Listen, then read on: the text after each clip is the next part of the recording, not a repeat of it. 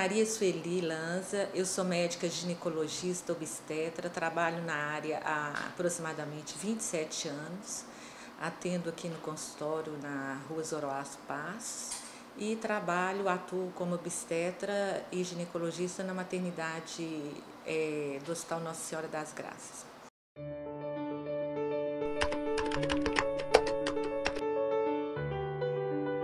Primeiramente, uma grande dúvida é quando iniciar a primeira consulta ao ginecologista.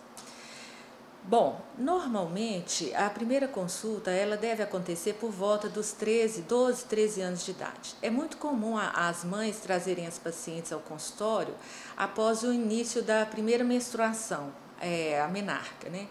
E é uma oportunidade para a gente poder esclarecer dúvidas, checar calendário vacinal, checar o status de saúde do paciente, verificar doenças anteriores, conhecer mais da vida da paciente. Também bastante frequente a pergunta em relação à questão de dor durante o ato sexual, se é normal, né?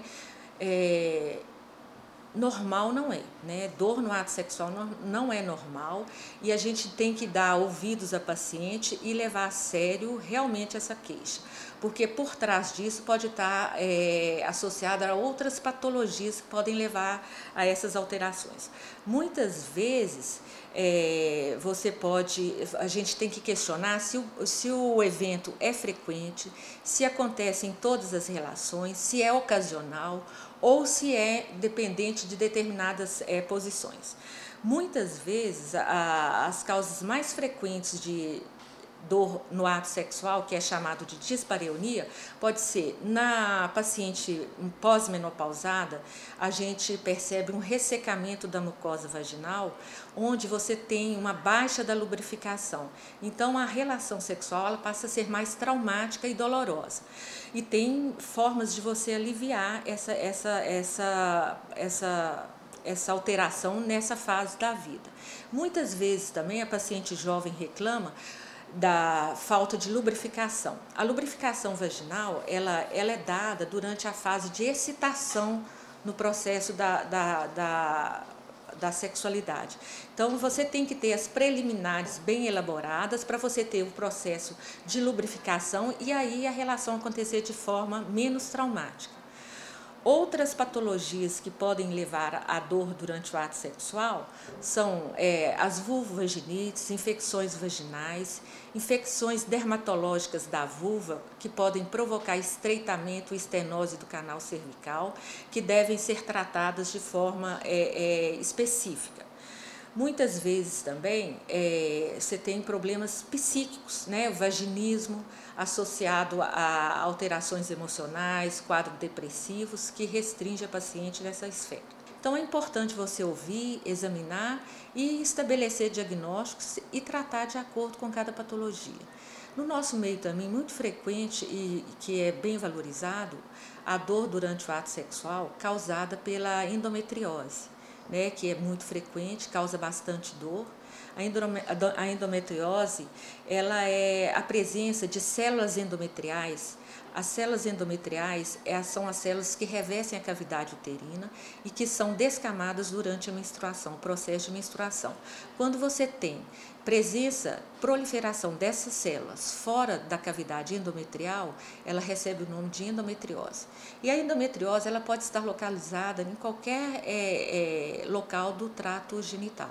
Então, ela pode estar na parede vaginal, no fundo de saco posterior, ela pode estar na vagina, no canal vaginal, na pelve, entre os órgãos, entre os ovários e as trompas, e é causa frequente de dor pélvica e de dispareunia. Então, deve ser investigado e a ajuda do ginecologista é a melhor pessoa para poder avaliar essa situação.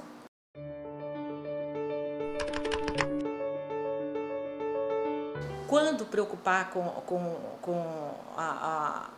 a presença persistente das cólicas? Então, as cólicas menstruais, elas são comuns, normalmente acomete cerca de 60% das mulheres e elas podem variar de intensidade, de baixa intensidade até alta intensidade. Normalmente, as cólicas mais brandas, as dismenorreias primárias, elas normalmente são aliviadas com anti-inflamatórios não hormonais, anticoncepcionais hormonais e analgésicos antiespasmódicos comuns. As cólicas persistentes que não melhoram mesmo com o uso desses recursos, aí a gente deve pensar na possibilidade da dismenorreia secundária, outras patologias aí causando esse tipo de dor. Outras manifestações também que trazem com frequência a paciente ao ginecologista é o processo da TPM, que é a tensão pré-menstrual. Bom, essa é uma questão também muito que tumultua bastante a vida do adolescente e mesmo da mulher adulta em fase reprodutiva. Cerca de 45% das mulheres hoje padecem desse mal. E elas estão relacionadas normalmente a alterações psíquicas, emocionais e mesmo comportamentais. Normalmente, a síndrome pré-menstrual, ela começa por volta de uma semana antes do início da menstruação e ela termina com o início da menstruação. Ela pode ser acompanhada de distúrbios emocionais, o paciente pode relatar irritabilidade, insônia, ansiedade, perda do apetite ou às vezes compulsão por determinados alimentos. É muito comum a paciente relatar que nesse período ela tem muita necessidade de ingestão de doces, principalmente chocolates. Outra situação também mais grave a paciente chega a quadros depressivos, causando transtornos em relacionamentos familiar, relacionamento conjugal e mesmo no ambiente de trabalho. Normalmente, esses distúrbios, eles podem ser aliviados com mudança de hábitos alimentares, mudança de estilo de vida, prática regular de exercícios físicos e alterações da alimentação. Nos casos mais graves, aí a gente pode lançar mão de medicamentos, normalmente contraceptivos hormonais, que a gente tem uma melhora bastante acentuada do quadro, e nos quadros mais severos, onde o quadro depressivo ele é preponderante, a gente pode lançar mão também de antidepressivos com uma boa resposta. Então, é necessário você avaliar cada paciente e o grau de acometimento para você propor o tratamento. Hoje a gente sabe que o HPV é um vírus de transmissão sexual muito frequente e prevalente, principalmente entre os jovens adolescentes, em idade, a prevalência maior entre 21 e 24 anos de idade. A gente sabe que cerca de, em média, 50% dos pacientes nessa faixa etária vai ter algum dia contato com o HPV. Agora, a importância do HPV é que a gente tem mais de 200 sorotipos do vírus, tá?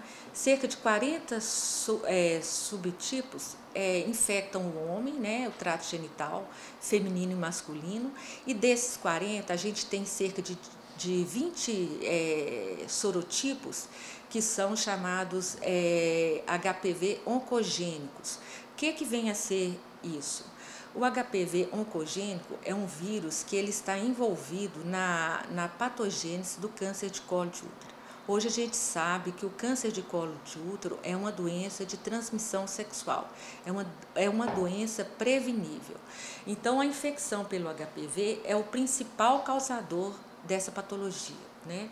E a gente sabe que a infecção pelo HPV, ela tem 3 fases de evolução. Você pode ter a infecção clínica, né, que você vai visualizar as lesões causadas pelo vírus, né, que normalmente são verrugas genitais, que podem acometer a cavidade vaginal, os pequenos lábios, a vulva, a região perianal e mesmo a região anal. São as verrugas anogenitais, elas são visíveis, é a expressão clínica do vírus, né? Você tem a forma subclínica da doença, que vai ser a forma onde ela vai ser visualizada pelo ginecologista através do colposcópio, que é o aparelho com lentes de aumento que a gente utiliza para fazer a inspeção da vulva, da vagina e do colo do útero. Após a aplicação de uma solução de ácido acético a 5%, você vai verificar lesões através do colposcópio, lesões na parede vaginal, na parede, na vulva e mesmo no colo uterino. Então, essas lesões elas podem ser verificadas através desse aparelho pelo ginecologista. Daí a importância da visita ginecológica de rotina. Hoje a gente já tem na rede pública a disponibilidade da vacina contra o HPV. Ela é oferecida para as meninas a partir de 9 a 13 anos de idade e os meninos na faixa de 11 a 13 anos. Fora dessa faixa etária, você tem a disponibilidade da vacina na rede pública. Então, as pacientes que têm condição e já passaram dessa fase de receber a vacina gratuitamente pelos postos, ela tem a possibilidade de fazer a vacinação na rede particular. É bastante importante, vale a pena, apesar do custo dela na rede particular ser mais elevada, mas é um custo que vale a pena, porque se você tem um método de prevenção contra o câncer do colo do útero, eu acho que vale a pena investir.